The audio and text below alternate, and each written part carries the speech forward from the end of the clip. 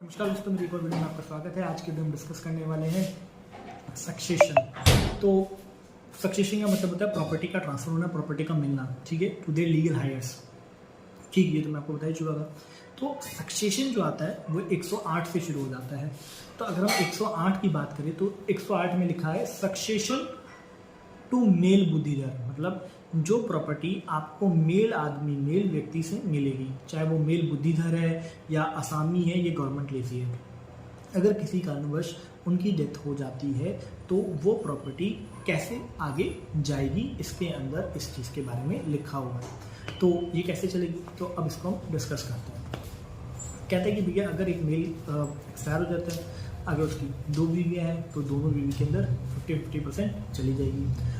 अगर एक बीवी शादी कर लेती है तो और उसके बच्चे नहीं हैं तो वो प्रॉपर्टी दूसरी बीवी के पास चली जाएगी। ठीक है, अब इसको थोड़ा डिटेल में पढ़ते हैं। अगर मेल टेन्योर होल्डर है, वो एक्सपायर हो गया है, तो ज़मीन अब किसके पास जाने वाली है? चाहे तो उसके सन के पास चली जाएगी, एक हिस्सा उसके, मतलब किसके, पूरी नहीं जाती, एक हिस्सा उसके सन के पास चल जाएगा।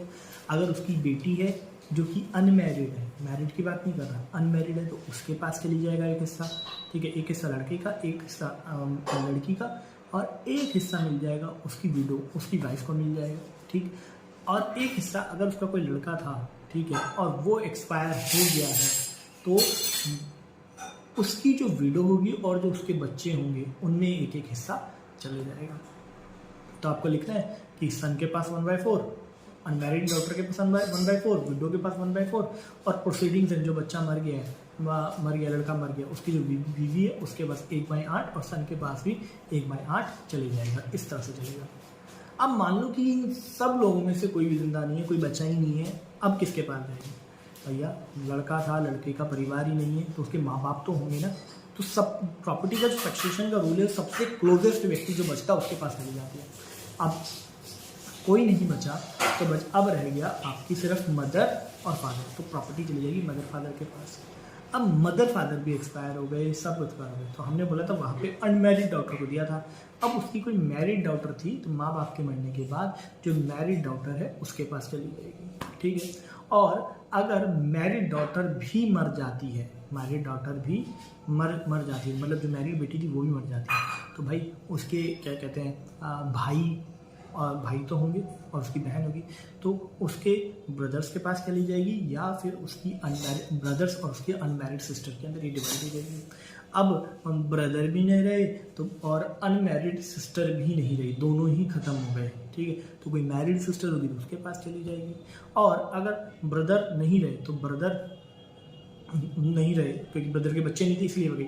अगर ब्रदर के बच्चे हैं तो ब्रदर के बच्चों के पास चली जाएगी। ठीक है, इस तरह से नीचे नीचे नीचे नीचे नीचे जाती रहेगी। ठीक है, तो ये सक्सेशन था मेल टेन्योर होल्डर का। ठीक है, जब सक्सेशन होता है on the basis of male tenure holder. ठीक है, अब सक्सेशन कहते हैं, ये था हमारा 108 के अंदर। 109 कहता है जब succession when property get as a female heir, जब आपको फीमेल हायर की तरफ मिलती है, फीमेल हायर से। ठीक है, तो मेल हायर था तो मैंने बता दिया मेल के उसके डिपोज होने पे कैसे कैसे रहेगी, फीमेल हायर होने पे भी सिमिलरली चलती है, क्योंकि आपको ये किसी मेल बंदे ने दिए तो आप फीमेल हायर हैं जिसने हायर किए, तो ये सिमिलरली इसी तरह चलती जाएगी जैसे मैंने बताया, वाइफ के बच्चे और फिर वो आगे आगे आगे, क्योंकि हस्बैंड से प्रॉपर्टी आई थी। 109 में ये कहा गया। 110 में ये कहा गया when property not get as a female heir, female heir की तरह नहीं है, मतलब आपको आगे से नहीं मिली, उस फीमेल ने प्रॉपर्टी खुद कमाई है। अब किसी फीमेल की खुद की कोई प्रॉपर्टी है, ठीक है, ना उसने हस्बैंड से ली, ना उसके हस्बैंड से ट्रांसफर होके आई, अब उसकी खुद की प्रॉपर्टी है, तो वो कैसे डिस्ट्रीब्यूटेड होगी भाई? उसका डिस्ट्रीब्यूशन का जो तरीका है वो ये ऐसा है कि भाई देखो, हम मानते हैं कि जो हस्बैंड होता है वो अर्निंग पर्सन होता है, वो डिपेंडेंट नहीं है, तो हस्बैंड को नहीं मिलेगी। हस्बैंड को हटा दो, उसके फादर को भी हटा दो और उसके ब्रदर को भी हटा दो। ठीक है, क्योंकि ये दूसरी पार्टी है, वो शादी करके आई है ना, प्रॉपर्टी तो उसकी थी, तो फादर हस्बैंड के ब्रदर, उनको किसी को नहीं मिलने वाली है। मिलने कैसे वाली है? जो उस फीमेल का सन था उसे मिलेगी, अनमैरिड डॉटर थी उसको मिल जाएगी, सन को मिलेगी, अनमैरिड डॉटर को मिलेगी।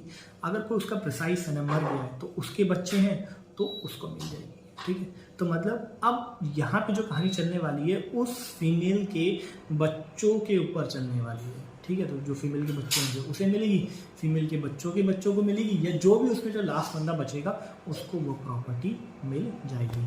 सन को, अनमैरिड डॉटर को, सन प्रिसाइज सन को, कोई भी नहीं है तो कोई मैरिड डॉटर होगी उसको मिल जाएगी, और जब कुछ नहीं बचेगा तो वो सरकार के पास चली जाएगी। ठीक है, थैंक यू सो मच। अगर आपको मेरा ये सेक्शन समझ आया। अगर मेल की बात करते हैं तो हम बात करते हैं 108 में होता है मेल हायर से, 109 में फीमेल हायर, मतलब जो फिर प्रॉपर्टी मेल हायर ने फीमेल हायर को दी, ठीक है, वो प्रॉपर्टी आगे से चलती आ रही है, तो फिर उसके बच्चों और फिर इस तरह से चलती है। अगर प्रॉपर्टी फीमेल ने ही खरीदी है तो हस्बैंड के फादर का और ब्रदर का कोई लेन देन नहीं है, सारी जो प्रॉपर्टी है उसके बच्चों को ही या उनके बच्चों के बीच में ही वो डिस्ट्रीब्यूट होती चलेगी। Thank you so much, have a nice day. अगर आपको अच्छी लगी मेरी वीडियो तो प्लीज़ लाइक करें, शेयर करें।